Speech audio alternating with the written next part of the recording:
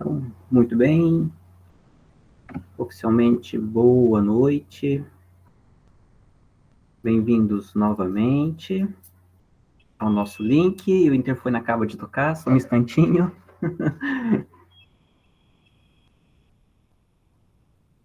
Oi. Posso ver? Obrigado.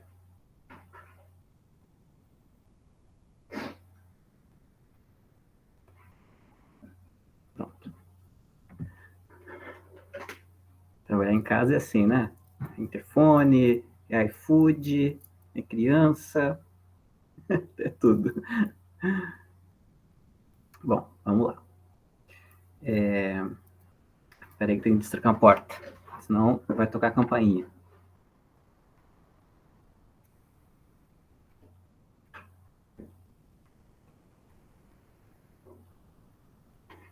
Agora vai.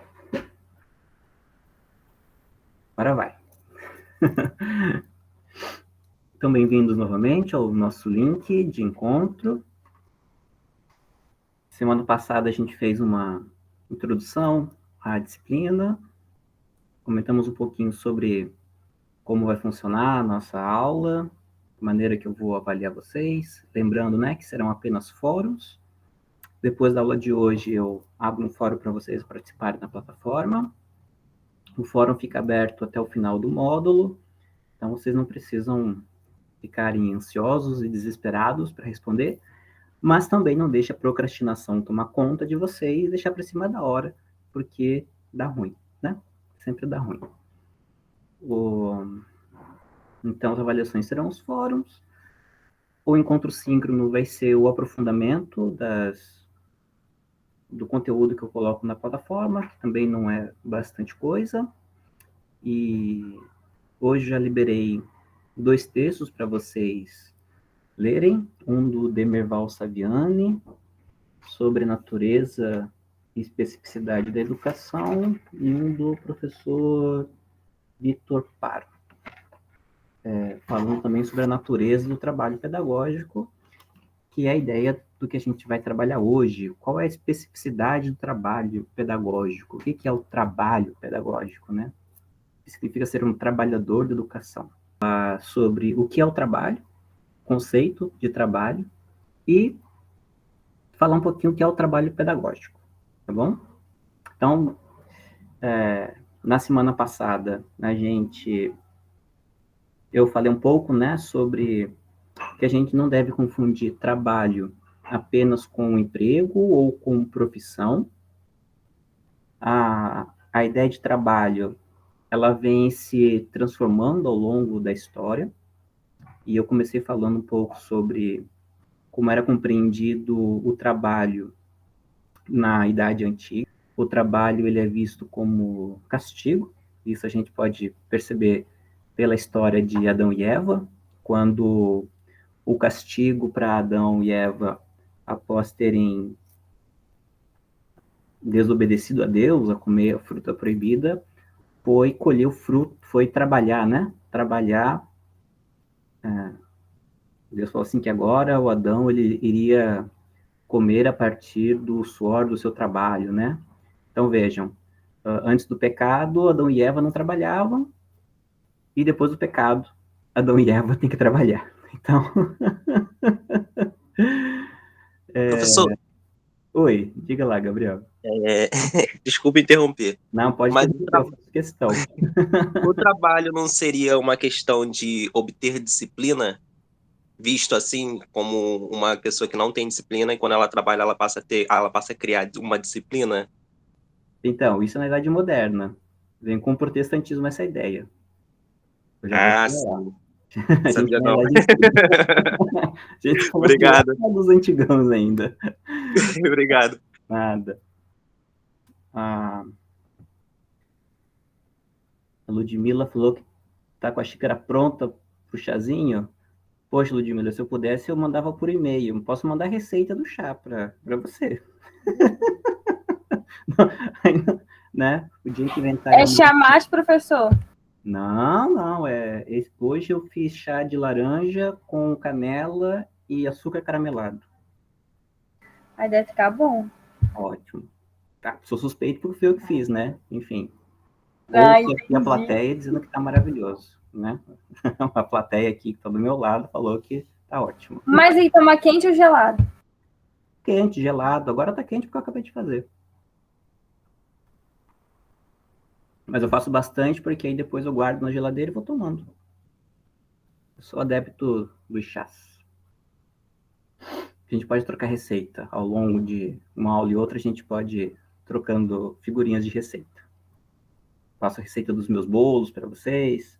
Sabe que na pandemia a gente teve que se reinventar, né? Então eu desenvolvi vários dotes caseiros na pandemia. Aqui o senhor já comeu a torta do Andes de maçã? Não, ainda não. Ah, ele é raso. Eu tenho que participar desse café com Andes aí, eu não consegui ainda. Bom, vamos lá então. Então, na Idade Antiga tem essa ideia, né, de trabalho enquanto castigo. E é interessante porque a própria palavra trabalho tem alguns estudos, né, que dizem que a palavra trabalho vem de uma palavra ou da mesma raiz que vem a palavra tripalium. E tripalium era um instrumento de tortura na Idade Média. Então, vocês vejam que a ideia de trabalhar não é uma ideia muito bem vista assim ao longo do tempo, né? Reclamar do trabalho não é só uma prática nossa a partir do capitalismo contemporâneo, mas desde quando não tinha capitalismo já se reclamava do trabalho, já não se achava de boa coisa. Então, nesse primeiro momento, a gente tem a ideia do trabalho como castigo, né? Aí, quando começa a aparecer um pensamento mais refinado, a partir da filosofia, a gente vai ter o Aristóteles, ele já colocando o trabalho como sendo uma atividade humana, mas é a atividade humana, né? A ação humana, ela seria essa ação, ela se dá de três formas diferentes. Então, tem o trabalho enquanto subsistência, que seria o labor, né? Essa ideia de trabalhar para sobreviver, plantar, colher, construir.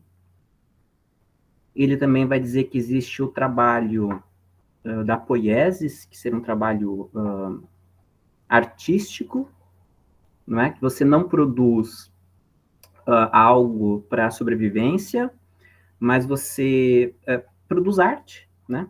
A arte é um trabalho. E tem o trabalho intelectual, que seria o trabalho do político.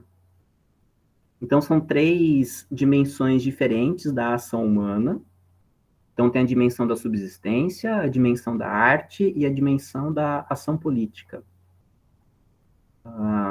E aí, dessas três dimensões, a dimensão menor seria do trabalho para subsistência, e essas seriam destinadas aos escravos.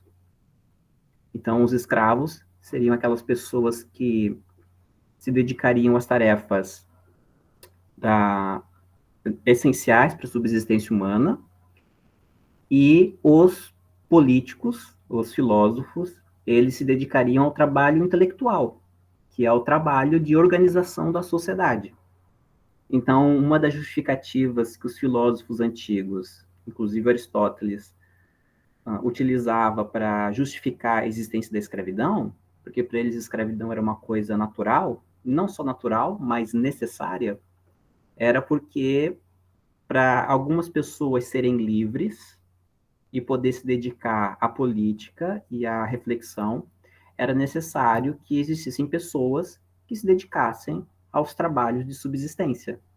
Pensem vocês, eu, Rafael, sou um professor, sou um filósofo, eu preciso estudar, eu preciso me preparar para a aula, eu preciso formular teorias, eu não posso lavar louça, cozinhar. Como é que eu vou cozinhar, lavar louça, cuidar do meu filho e ser um intelectual?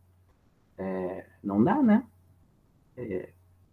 enfim, estamos em 2021 e eu tenho que dar um jeito de dar certo, mas antigamente eles achavam que não era possível, assim, né? Para uma pessoa se dedicar à tarefa de pensar, era necessário que ela não tivesse outras preocupações. Digo aqui preocupações, as preocupações com a vida, né? A vida cotidiana.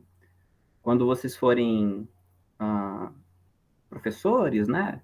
Imagino que boa parte de vocês queiram ser, né? Como vocês me falaram semana passada, vocês vão perceber que é difícil preparar a aula, porque a gente trabalha o dia inteiro em sala de aula, quando chega em casa tem as tarefas domésticas, e ainda assim você tem que arranjar um tempo para pensar na aula. Só que a vida não dá trégua, né? Não dá pausa. Enfim, então a gente tem que dar um jeito de dar conta da subsistência e também da atividade intelectual. Então, o Maquiavel, o Aristóteles, ele já começa a fazer uma separação entre trabalho intelectual e trabalho físico. E aí, a gente comentou semana passada também, que começa a surgir aí uma certa divisão e uma certa hierarquização do trabalho, né? O trabalho intelectual, ele começa a ser considerado como um trabalho mais nobre, enquanto o trabalho físico, ele é considerado menos nobre, né? Afinal de contas, as pessoas que trabalham com trabalho físico, elas se dedicam a produzir bens consumíveis. E enquanto o trabalho intelectual, ele é um trabalho eterno, digamos assim. Porque uma ideia, ela continua existindo para sempre, a partir do momento que ela é criada. Enquanto o trabalho de plantar, colher, construir é um consumo imediato, digamos assim, né? E isso é tido como de menor importância, porque é uma coisa perene, é uma coisa que passa. E a gente tem ainda hoje essa hierarquização do conhecimento, do trabalho. Como a gente comentou semana passada também, no finalzinho da aula, a gente acha muito mais importante uma pessoa que fez universidade do que uma pessoa que cursou um curso técnico. Porque, em tese, a pessoa que passou pela universidade, ela foi preparada para a vida intelectual, enquanto a pessoa que passou por um curso técnico apenas, ele se preparou para uma atividade física, digamos assim. Né? Então, um engenheiro elétrico, ele tem muito mais importância simbólica do que um eletricista. Porque, em tese, o engenheiro técnico, ele pensa os projetos de engenharia, enquanto o eletricista, ele executa, né? Então, essa hierarquização do conhecimento, ele começou a existir, assim, a partir da Idade Antiga, e por vários séculos a gente continua alimentando ainda hoje, né? Vocês, como professores, vocês vão perceber que entre a classe e professor, um professor universitário, ele é considerado mais, não é considerado mais importante, mas ele é tido como mais valor do que uma professora do ensino infantil, porque o professor universitário, ele faz pesquisa, né, tem projeto de pesquisa, enquanto a professora do ensino infantil, ela cuida das crianças. A professora de ensino infantil, ela só ali ensina as crianças a vestir roupa, a ter alguma independência, trabalha ali umas questões motoras com a criança, ensina a criança a socializar, aprende lá, começa ali o letramento, a alfabetização. Então, a professora de ensino infantil mete a mão na massa, né? Aquelas crianças, né? Professor universitário, não. Professor universitário, ele, imagina, é um cientista, né? Então, tem a diferença também entre os professores, né? Então, quanto mais... há uma ideia de que quanto mais carga de conhecimento científico e quanto mais atividade intelectual o professor exerce, ele é mais importante em relação aos outros professores que não desenvolvem tanta atividade intelectual no sentido de produção de conhecimento. Eles apenas ensinam, né? Então, vocês vão perceber tanto que a diferença de salário entre um professor de uma universidade e um professor de ensino infantil é brutalmente gigante. É brutalmente gigante, né? Então, faça essa pesquisa. Pesquisa enquanto ganha uma professora que trabalha numa creche na cidade de vocês e quanto ganha um professor universitário. Vocês vão ver a diferença acachapante que é. Bom, então, nós temos aí já uma segunda concepção de trabalho, né? Não é apenas escravo, não é apenas castigo, mas também tem uma certa nobreza no trabalho, desde que seja um trabalho intelectual. Na Idade Média, já vai ter uma outra ideia de trabalho, que é uma ideia vinculada a sacrifício. Por quê? Porque você vai ter o cristianismo ali bastante influente na Idade Média. Aqui eu estou falando da Idade Média ocidental, tá, gente? Não estou falando da Idade, não estou falando, não é de Oriente, não é de lá Japão, China, não, eu estou falando de Europa. Nem de América eu estou falando, porque a Idade Média só teve na Europa, ok? Então, esquece América, esquece Ásia, esquece Oriente Médio, esquece África, Idade Média é Europa. Mas por que se fala de Europa, Rafael? Porque a gente foi colonizado pelos europeus. Então, boa parte dos valores que nós cultivamos, da maneira como nós enxergamos o mundo, é vinda da Europa, por conta da colonização. Eles chegaram aqui, eles arrasaram com a cultura ameríndia que havia à época, implantaram o modo de visão europeu, e até hoje a gente ainda cultiva esses valores, porque não tem como virar página, né? A história continua sendo escrita na mesma página sempre. Bom, então, na Idade Média, começa por conta da influência do cristianismo. A gente vai ter, então, a ideia de trabalho enquanto sacrifício a Deus. Então, você já não trabalha para os homens, como era na Idade Antiga, mas todo trabalho que você faz é um trabalho a Deus. E aí é uma ideia de serviço, porque você trabalha para se sustentar e trabalha, e o que sobra do trabalho, digamos assim, que hoje a gente chama de lucro, era dado como serviço.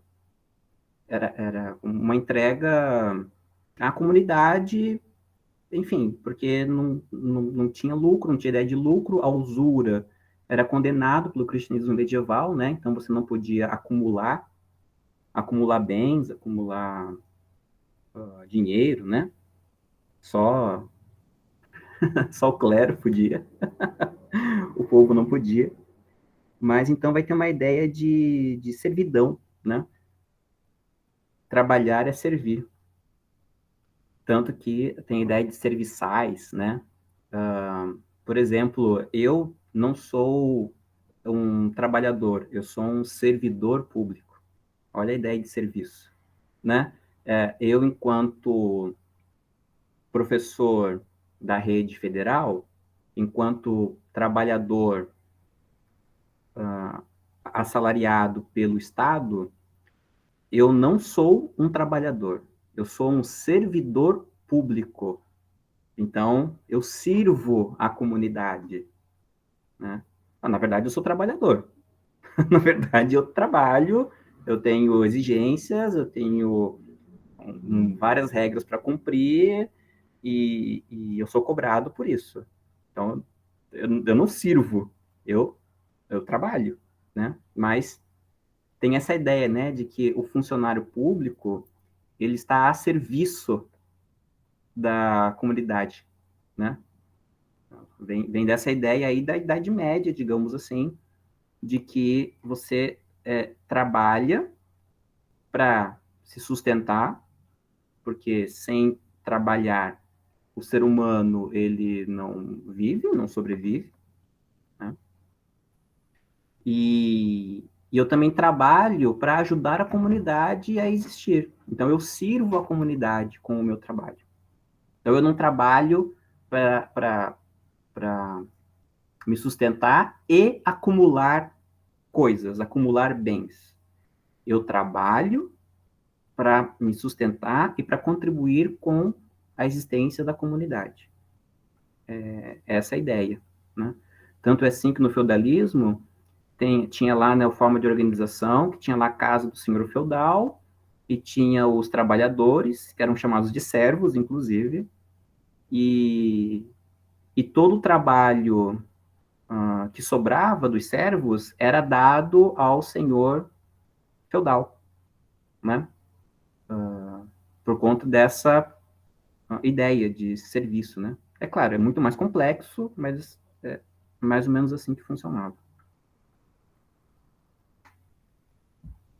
Então, ó, já tem 3 ideias de trabalho aí. Trabalho enquanto castigo, trabalho enquanto atividade física e intelectual, trabalho enquanto serviço.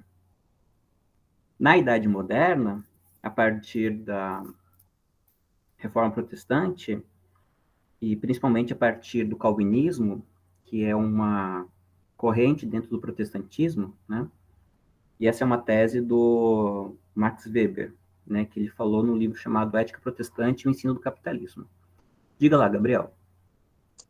Professor, também tem aquela questão do escravo e servo, né? O escravo era propriedade, o servo já era só dependente, na época do Isso, feudalismo, né?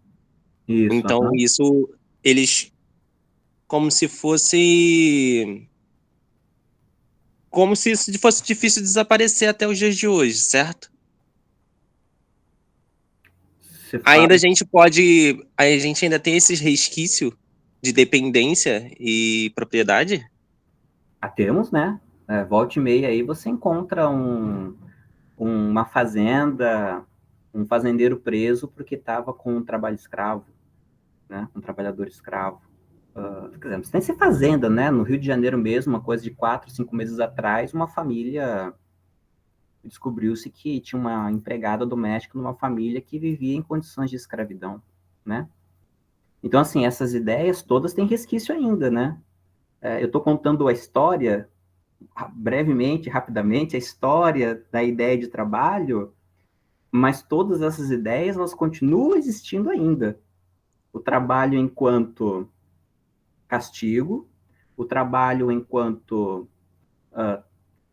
atividade física, mas também atividade intelectual, onde a atividade intelectual ela é considerada mais nobre do que a atividade física, o trabalho enquanto serviço. Ora, tanto é assim que hoje em dia, não sei como é que tá aí na região de vocês, né? Ih, teve o gol do Flamengo, a vizinhança aqui tá gritando.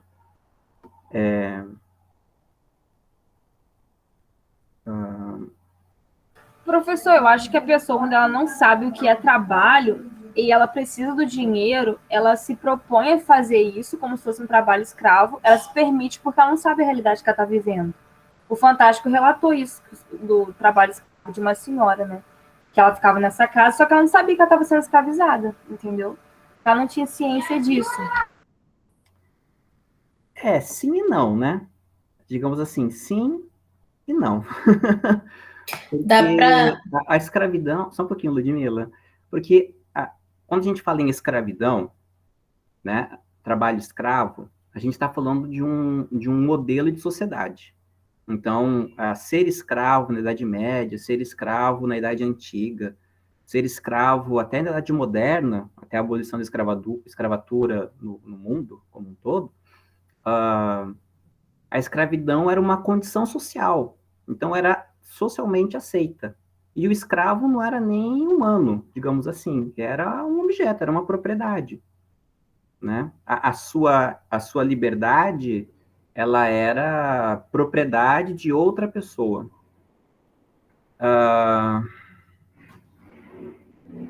Agora, em relação à ignorância, também não sei, Pilar, porque assim, quando a gente vê, por exemplo, relatos de escravos em fazendas, qual geralmente é a história, né?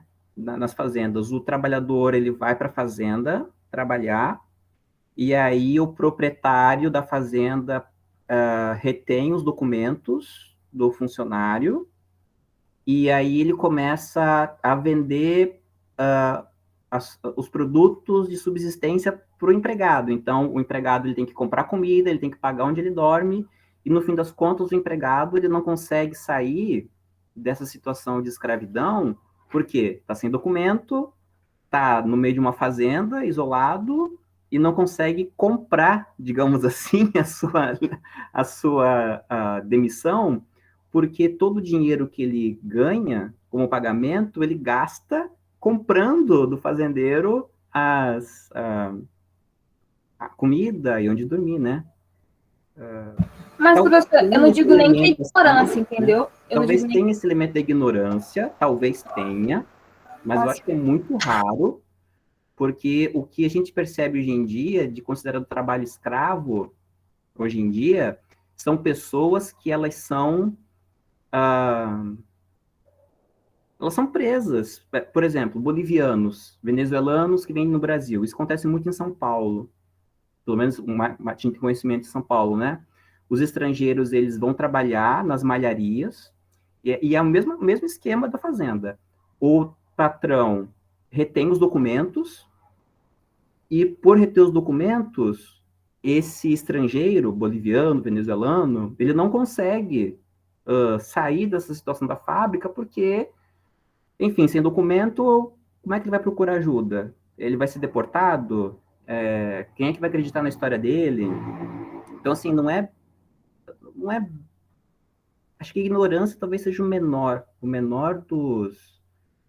Assim, das situações que leva, né, alguém a ser escravo hoje, né? É complexo, é um assunto complexo. Eu, assim, eu nem tenho muitas ferramentas para discutir, assim, né? Porque é muito denso o assunto, tanto é assim que para conseguir comprovar que há um trabalho escravo, o próprio Ministério Público tem um trabalho danado para conseguir, né, fazer autuações. Ludmila, queria falar? Pode falar, Ludmila.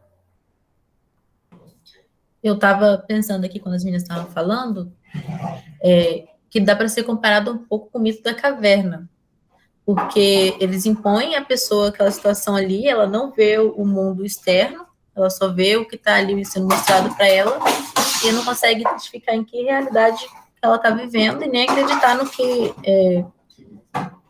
igual o pessoal que estava lá dentro não acreditava na sombra, não tinha coragem de sair para ver o que tinha nas sombras, o que era aquelas sombras. Então, é meio que a pessoa que está sendo escravizada, é isso, ela tem medo de saber, de encarar o mundo lá fora, por não saber o que pode encontrar. Seria tipo isso? Não, porque às vezes a pessoa sabe que ela é escrava, mas ela não tem meios para sair. Ela está presa, ela está sendo chantageada, ela está sendo amedrontada por uma estrutura, por uma instituição, por um empregado, por um empregador. É como eu falei, o boliviano que é escravizado, trabalha numa confecção em São Paulo, ele sabe que ele está sendo colocado numa situação de degradação, de indignidade, ele sabe que está sendo explorado, mas por ele não ter acesso às instituições que poderiam protegê-lo. Por quê? Porque ele está sem documento, porque ele está em dívida com o patrão, já que o mesmo patrão que paga o salário para ele é o patrão que dá um alojamento para ele dormir, porém cobra desse alojamento, e aí o empregado está sempre em dívida com o patrão, então ele não tem meios para sair, não tem como morar fora do trabalho, não tem como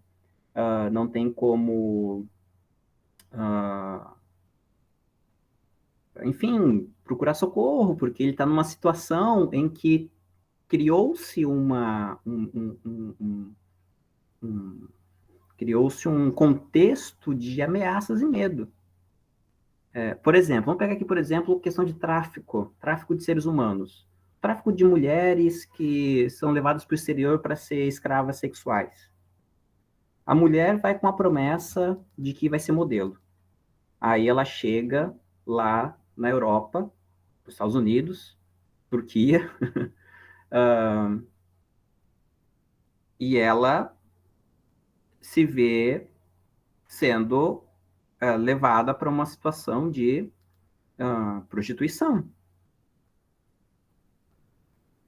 O que ela vai fazer? Se ela não tem por onde fugir, não tem como pedir socorro.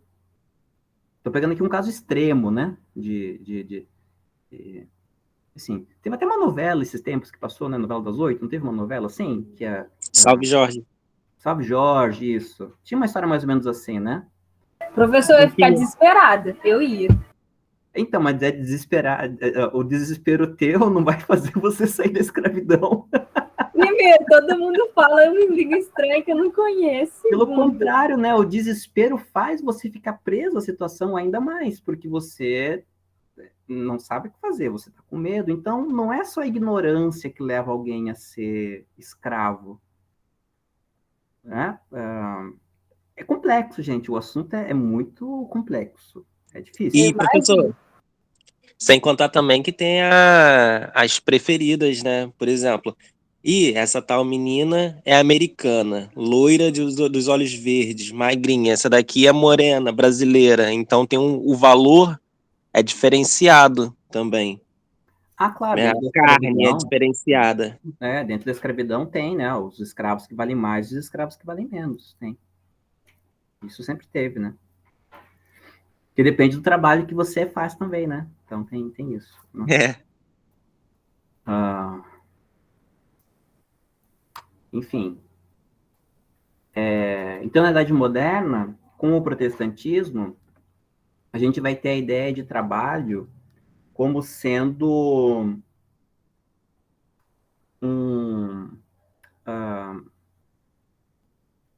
uma bênção, digamos assim, uma bênção divina, o trabalho. Porque é por meio do trabalho, por meio da prosperidade vinda pelo trabalho, é que os escolhidos por Deus se revelariam. Porque Deus abençoa os seus escolhidos. De que maneira Deus abençoaria os escolhidos na terra?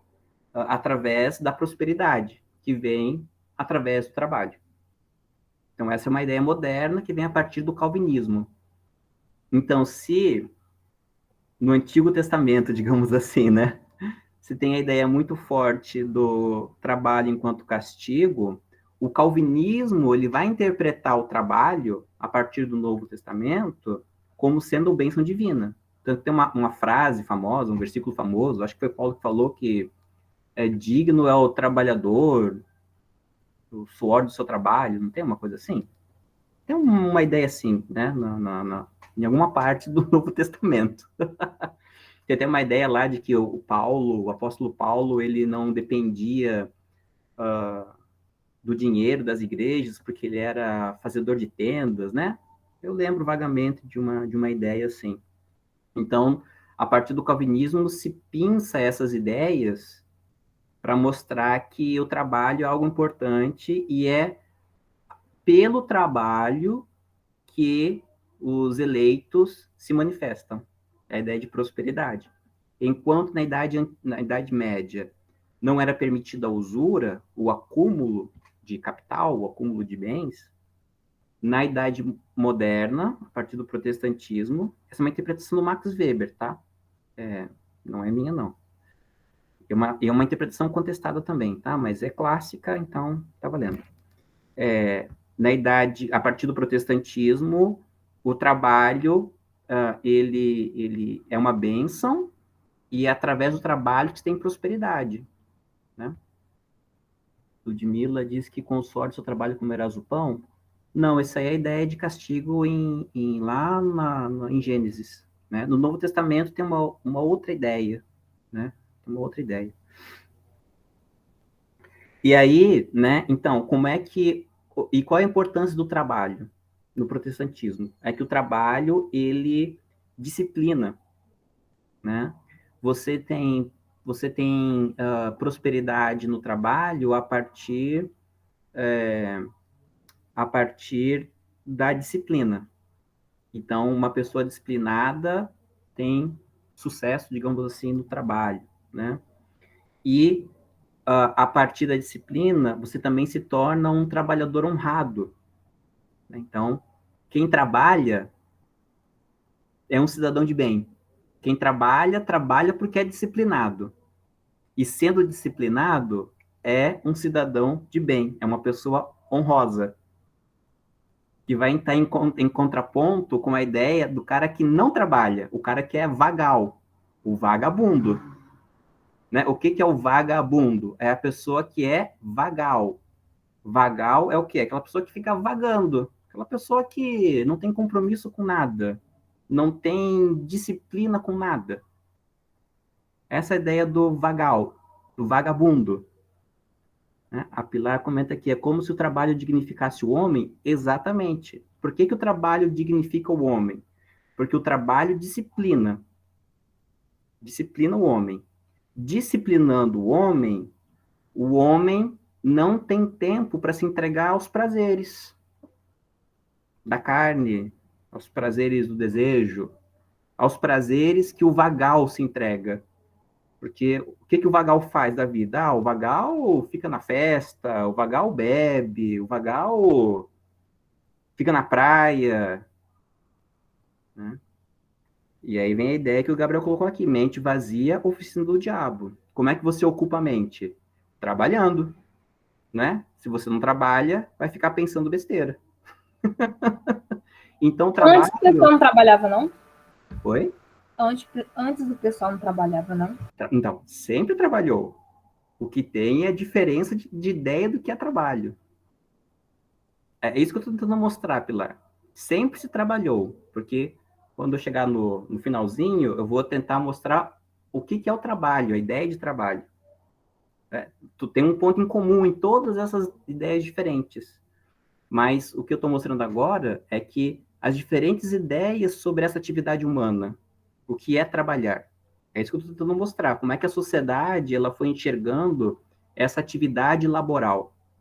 Então, já foi se enxergada como castigo, já foi se vista como hierarquicamente definida, já foi se vista como serviço, é vista na Idade Moderna como sendo uma atividade disciplinadora e uma atividade libertadora, porque a partir do trabalho você se ocupa, você se disciplina, se disciplinando, o diabo não coloca ideia na tua cabeça e você consegue alcançar a salvação, então. Não a salvação pelo trabalho, mas o trabalho, ele é uma manifestação de que você é uma pessoa disciplinada e aí não está entregue aos prazeres que o vagal está entregue. Né? Então, por exemplo, músico, artista. Artista é um trabalho. Né? O artista, ele trabalha.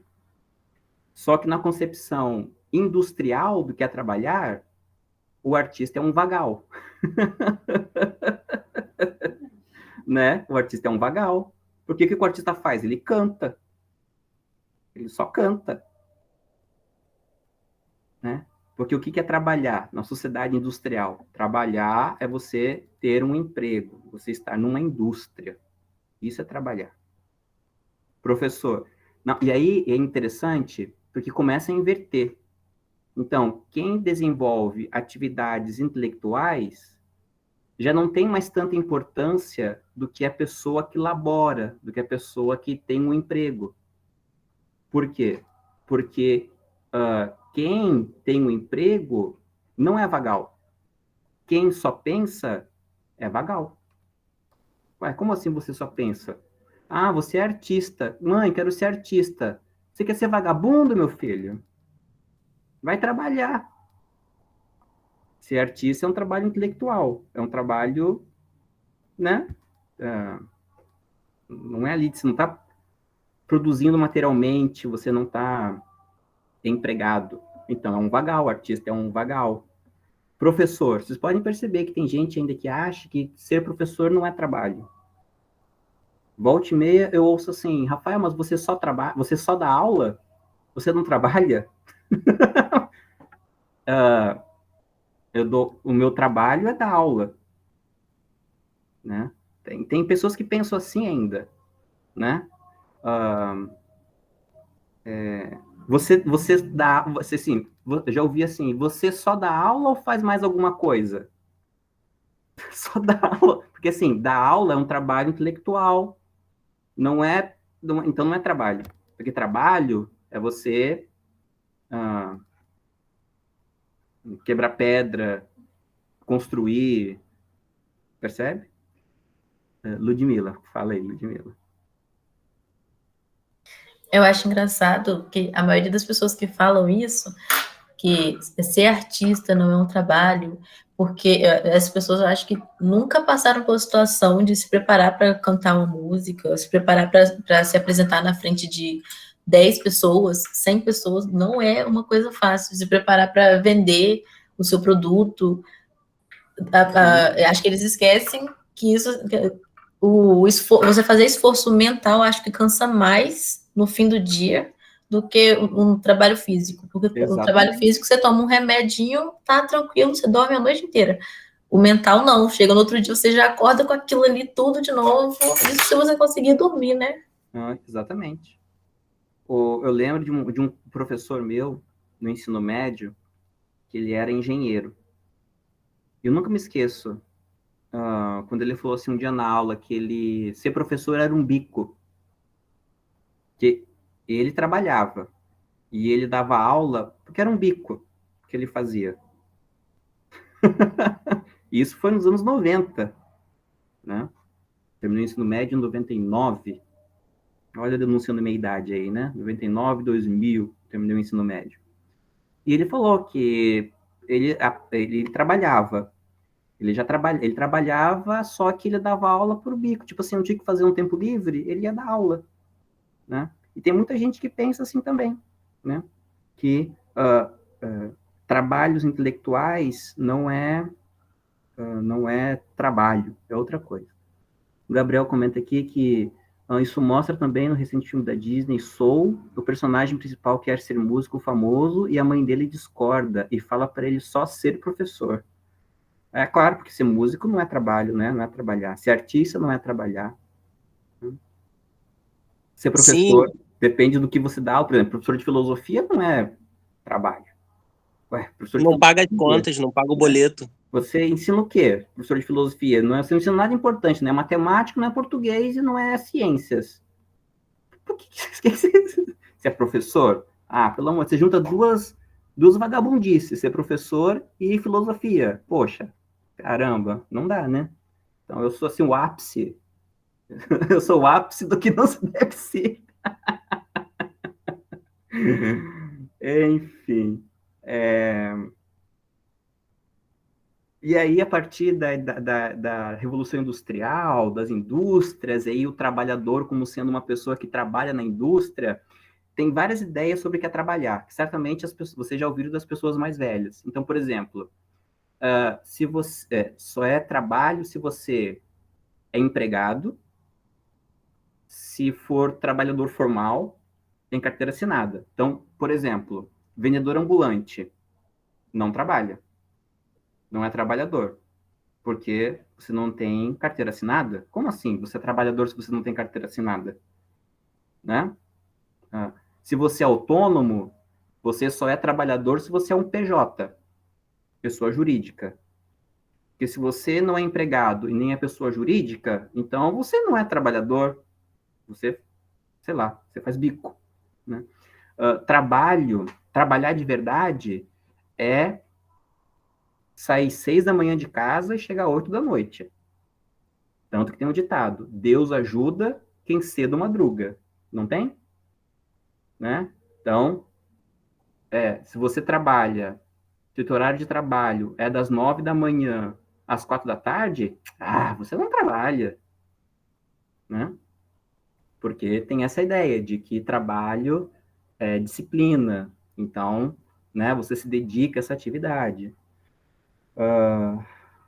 Enfim, todas essas discussões, elas entram num ramo da sociologia que é chamado de sociologia do trabalho, né? Enfim, são séculos aí discutindo sobre trabalho.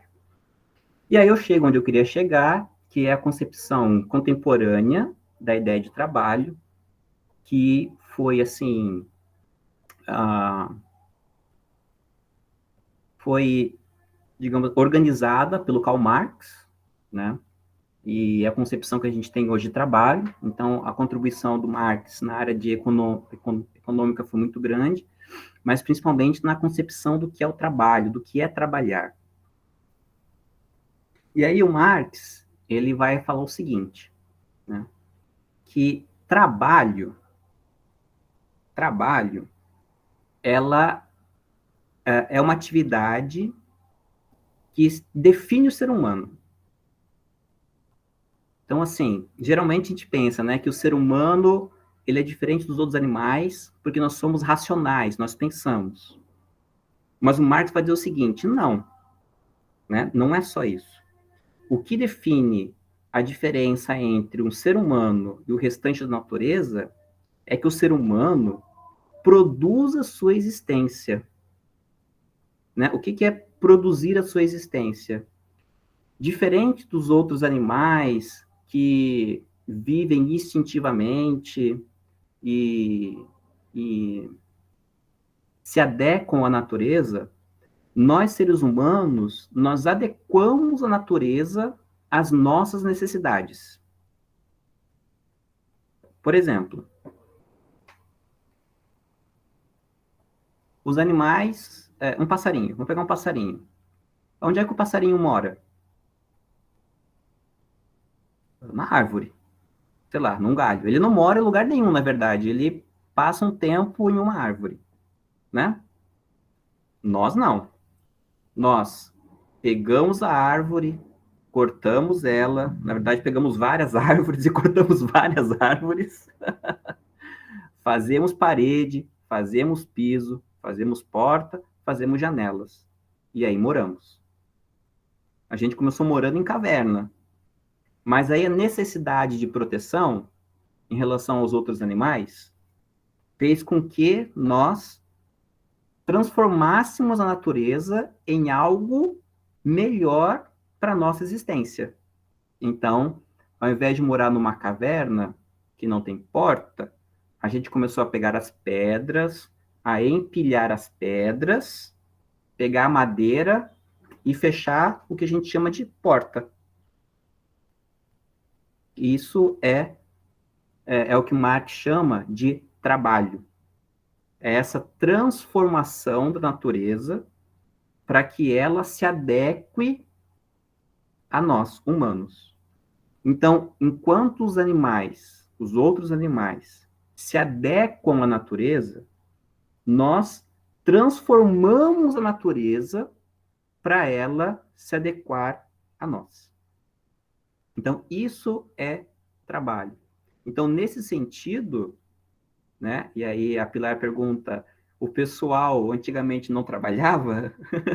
Não sempre trabalhou, porque nós humanos, nós sempre, pelo menos desde a partir do Homo faber, que é um dos nossos antepassados, né? Tem lá o Homo sapiens, mas também tem o Homo faber. O Homo erectus, o Homo não sei o que, tá cheio de homos no passado, né?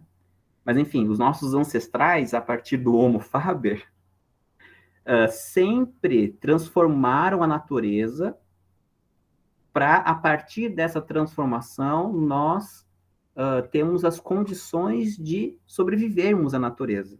Porque nós somos seres muito frágeis.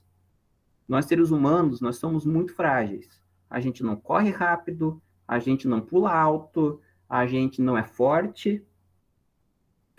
Então, diante da natureza, nós somos uns Zé Manés. Mas, graças à nossa inteligência e, claro, algumas adaptações que a evolução deixou com a gente, por exemplo, uma mão que abre e fecha, o polegar opositor para a gente poder pegar as coisas. Então, graças a adaptação biológica e graças à nossa inteligência, nós somos capazes de transformar a natureza e fazer da natureza, que é algo bruto, em matéria ou em ferramentas para a nossa sobrevivência. Certo? Então, isso é trabalhar. Isso é trabalho.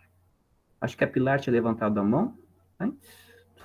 Professor, eu achava que antigamente tinha uma casta, uma cesta, tipo uma sociedade em que era escolhida as pessoas que iriam trabalhar e as que não iriam trabalhar, entendeu?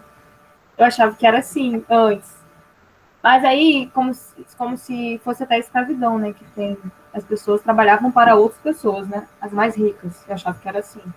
Aí depois veio falar que o trabalho é que faz o ser humano, que define, como você falou desse conceito, né, que você chegou.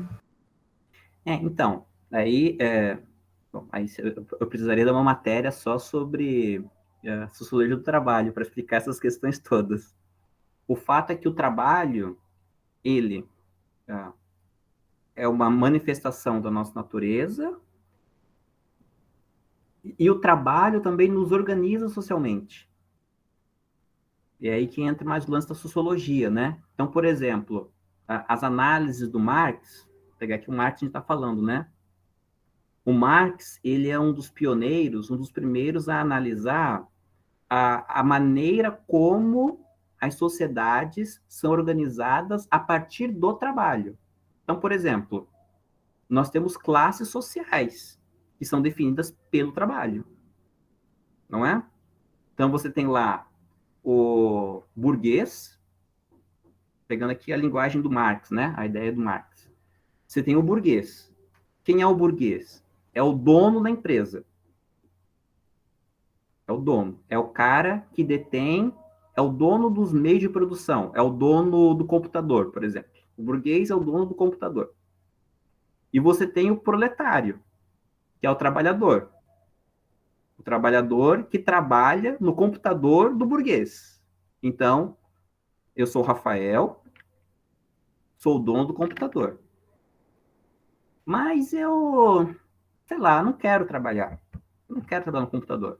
Eu vou explorar alguém. O que é explorar? É pegar a força de trabalho, a energia de trabalho de uma pessoa para trabalhar para mim, para trabalhar no meu lugar. Então, eu contrato a Marta. Marta, você que está aí, você que não tem nada, você que está passando fome, vem cá. Se você, usar, eu vou emprestar o meu trabalhador, o meu computador para você trabalhar nele, para você produzir alguma coisa no meu computador, e eu te dou um dinheiro em troca disso. Tá bom? A Marta diz, tá bom, tô passando fome mesmo, né?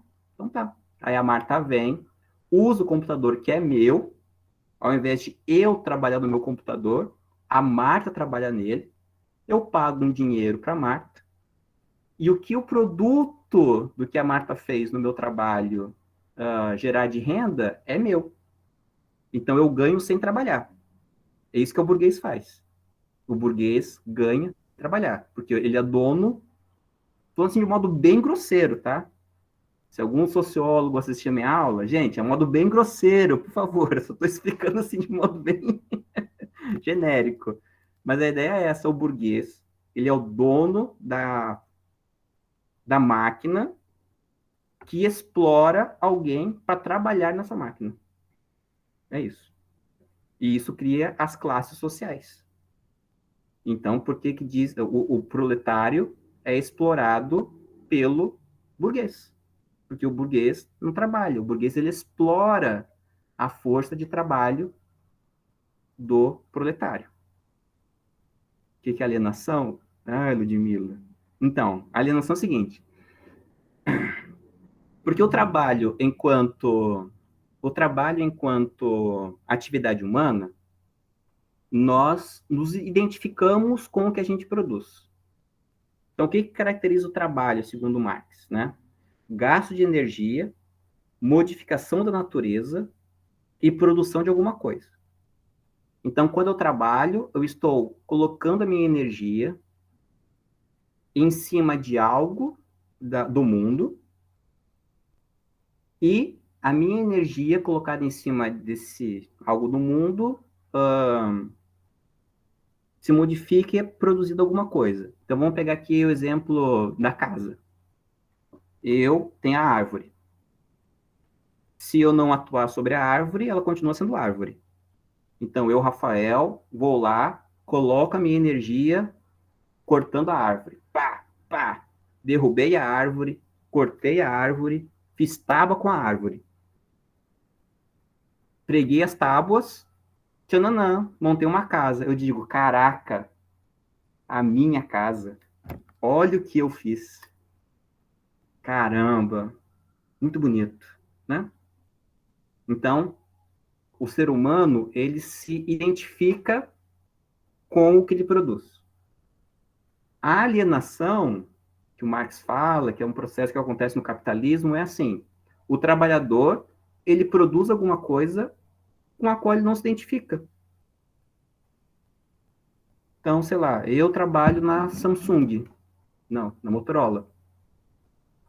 E eu trabalho numa parte da Motorola que produz o vidro. Depois que o produto fica pronto, eu nem vejo ele. Eu não me reconheço na produção. Eu sou alienado do que eu faço. Eu sou alienado da minha própria natureza, digamos assim, porque eu não me reconheço no mundo. Eu não me reconheço mais nas coisas que acontecem. Então, a ideia do Marx é que, na medida em que nós transformamos o mundo, nós somos transformados também por ele. É uma dialética, né?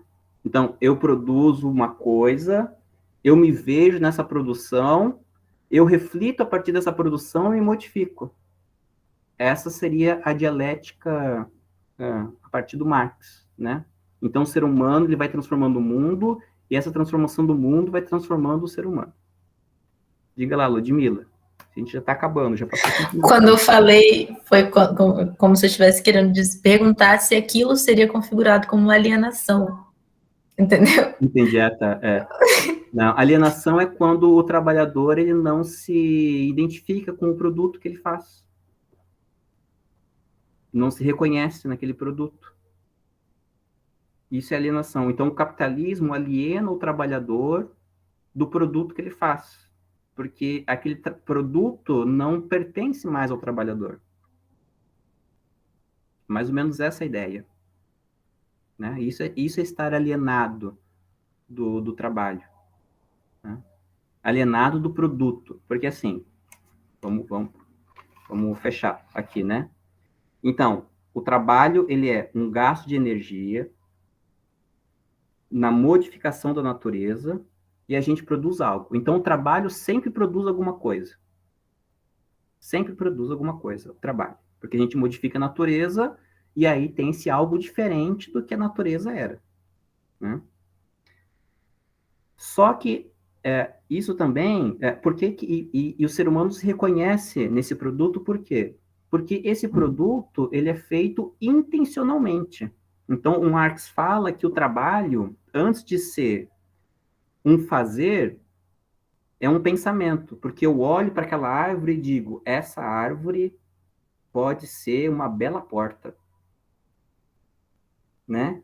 Então, todo o trabalho é um projeto consciente. Então, eu olho para a árvore, eu penso, caraca, essa árvore dá uma bela porta. Eu vou lá, corto a árvore, lixo a árvore, preparo a árvore, e quando a árvore está pronta, eu digo, caraca, hein? Eu que fiz. Eu que fiz essa porta. Eu. Então eu me reconheço na porta. Um leão não faria isso. Um elefante, uma abelha. Eu fiz. Eu pensei e fiz. Caraca, sou gênio. Sou ser humano. Caraca. Isso é trabalho. Então trabalho não é só um... Porque os animais fazem coisas, mas não tem a intenção. O João de Barro faz a casinha dele, mas ele não pensa na estrutura da casinha dele. Não, eu vou fazer uma casinha aqui em cima desse poste, acho que vou fazer uma torre, acho que vou dividir em 3 ambientes a minha casinha aqui. Não, o João de Barro, ele segue o instinto dele e faz a casinha do João de Barro, tanto que a casinha do João de Barro é igual em qualquer poste. Colmeia de abelha. A abelha constrói as suas colmeias, mas a abelha não fica pensando, eu acho que vou fazer essa colmeia triangular, porque eu acho que triangular fica mais bonito. Não, a abelha vai lá e faz. Nós não, nós pensamos. E a transformação que nós fazemos na natureza são transformações pensadas. E quando o nosso pensamento ele ganha concretude nessa transformação, a gente se reconhece nessa transformação. A gente vê a nossa humanidade ali e diz, caramba, eu sou um ser humano. Uau, sou fera mesmo.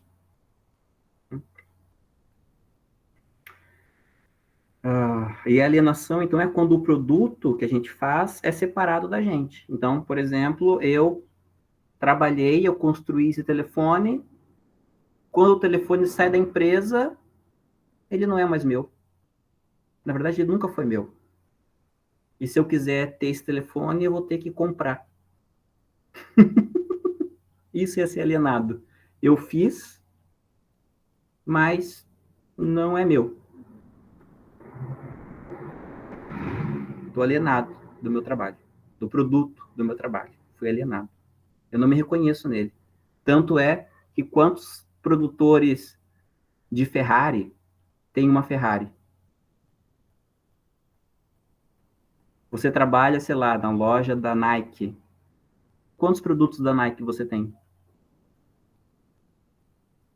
Isso é ser alienado do trabalho. Alienado do seu produto. Você faz, mas não se reconhece nele.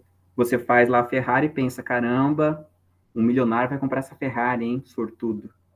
Mas você que fez, você nem percebe que essa Ferrari, você não se reconhece nela. É mais ou menos por aí que vai a alienação. Bom, passou 10 minutos. Quando o papo é bom, ele rende, né? Professor, olha o chat rapidinho. Olhar o chat rapidinho. A Pilar pergunta aqui, por que às vezes pode não ser recompensado como queira e ser apenas mais uma pessoa fazendo aquilo por fazer? Não, olha a minha pergunta. Não é uma pergunta? Fala aí, Pilar. Falando é mais fácil para mim entender. Passou muito tempo desde que você colocou Eu fiz uma pergunta assim. Você tem que fazer o trabalho porque você ama ou pelo dinheiro que aquilo vai dar para você? Eu acho que a sociedade julga muito isso, né? Você tem que ser médico, você tem que ser dentista, porque isso que dá dinheiro, né? Você acha que é o quê? Amor? Eu acho que se juntar amor e dinheiro é melhor, né? Não, a verdade das coisas é essa. Que se juntar não, mas assim, é bom. A gente vive numa sociedade que é orientada pelo dinheiro, pelo capital.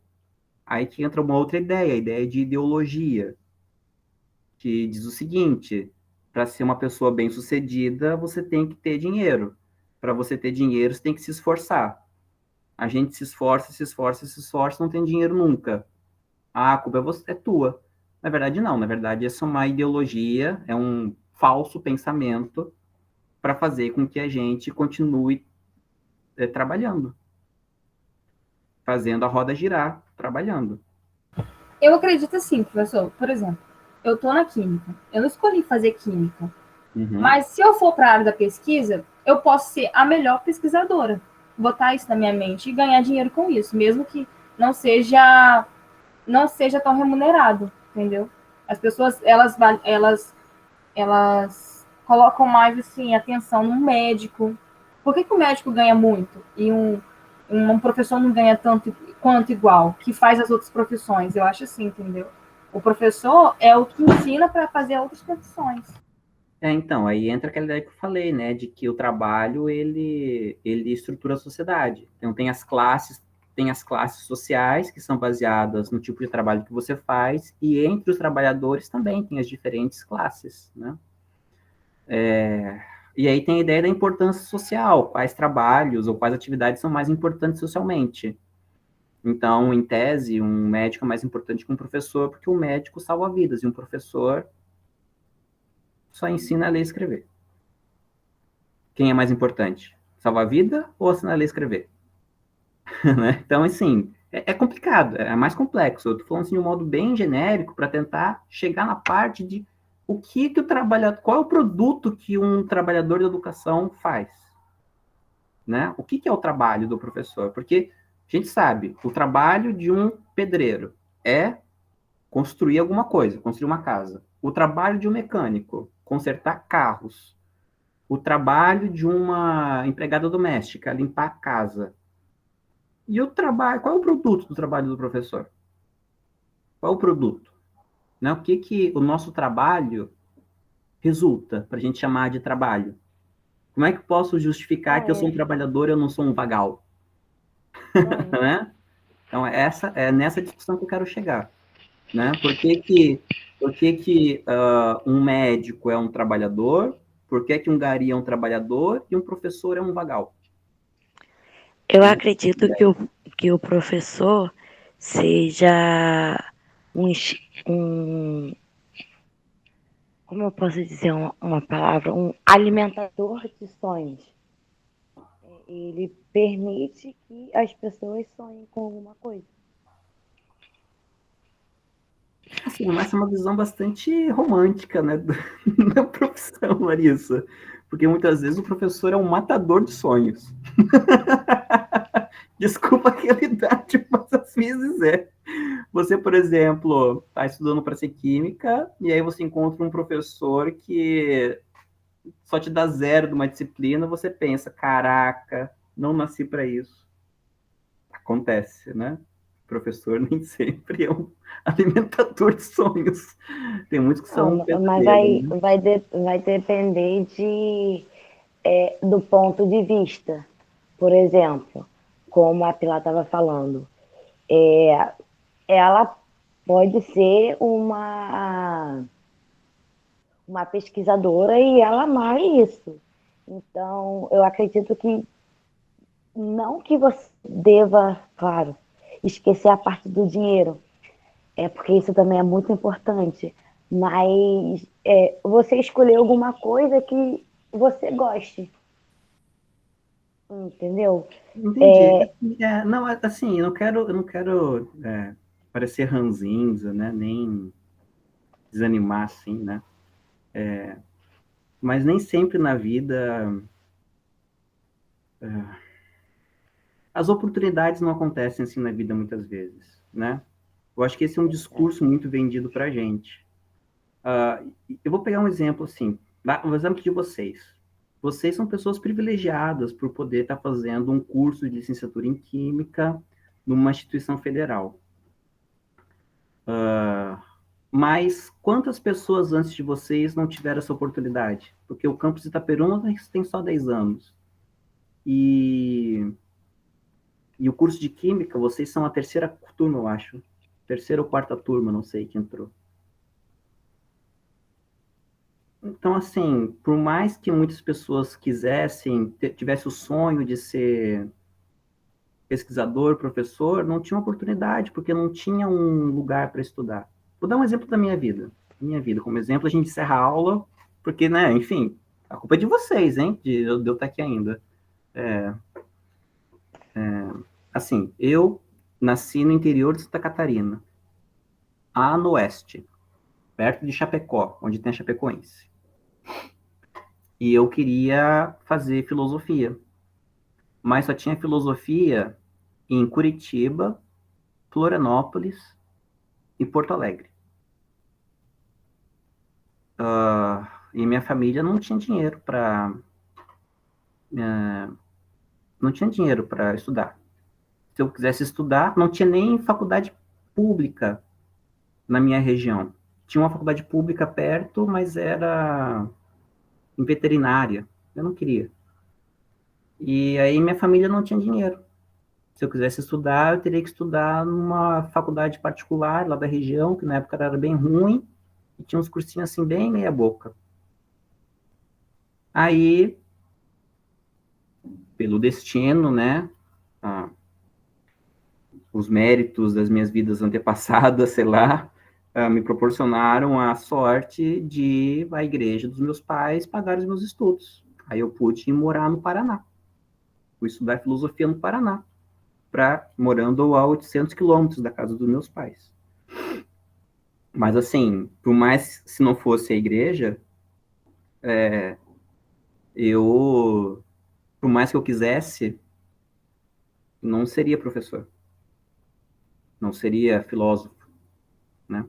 E eu só consegui me manter depois porque eu ganhei bolsa, só consegui vir para o Rio de Janeiro porque no mestrado eu ganhei bolsa de estudo. Ah, foi mérito teu, Rafael. Não, não foi. Foi o governo que deu. Não foi mérito meu. Se o governo não tivesse dado a bolsa, eu não podia ser o mais inteligente que pudesse ser, o melhor aluno da faculdade. Mas se o governo não tivesse disponibilizado a bolsa, eu não teria conseguido vir para o Rio de Janeiro fazer mestrado, né? Então, assim, eu só cheguei onde eu cheguei hoje por mérito. Mérito porque eu passei nas provas. Mas eu só passei nas provas porque foi me dado oportunidades para fazer isso. Então, não foi muito porque eu quis. Foi porque eu tive as oportunidades, que a maioria das pessoas não tem. E assim é na vida. Tomara, Pilar, que você consiga ser uma pesquisadora. Torço muito, muito mesmo, né? Mas não é só querer, tem que ter oportunidade. Então, assim, é mais complicado. Falei para vocês, né, que quando eu comecei a ser professor, eu estava dando aula num curso de EJA falso. Era falso, era mentira. As pessoas não recebiam nenhum certificado de EJA, de conclusão do ensino médio. Mas eu tinha que trabalhar, né? Mas o senhor sabia que era falso? Depois que eu entrei, sim. Mas eu já estava lá e o boleto estava chegando. Aí depois que eu consegui uma escola, aí eu pedi demissão, obviamente, né? Claro, óbvio. Bom, professor, acho que a gratidão também ela é muito fundamental em tudo, né? A gente poder agarrar as oportunidades e ter gratidão. Claro, claro. E tem vezes que a oportunidade, você tem a oportunidade, você agarra ela, mas a oportunidade te chuta, tem isso também, tá? Pode ser também uma das coisas. A oportunidade chuta você, acontece muitas vezes, que a vida é isso, né? A vida é essa impermanência. Eu acho que a gente tem que sempre caminhar junto com todo mundo e fazer com que todo mundo também vá para o topo, né? Não é só eu não penso mais só no eu penso em todo mundo, né? Todo mundo pode se ajudar e todo mundo pode chegar junto, aonde quiser. Eu acho que isso é muito fundamental também. Essa é a ideia. Espero que vocês levam isso pro futuro de vocês, né? Porque a gente encontra muitas dificuldades. Gente, eu preciso encerrar a aula, pelo amor de Deus, tem que encerrar a aula. Aí já passou 20 minutos, 22 minutos. Vão ficar sem recreio, vocês aí. Semana que vem, então, a gente fala sobre o que é o trabalho do professor.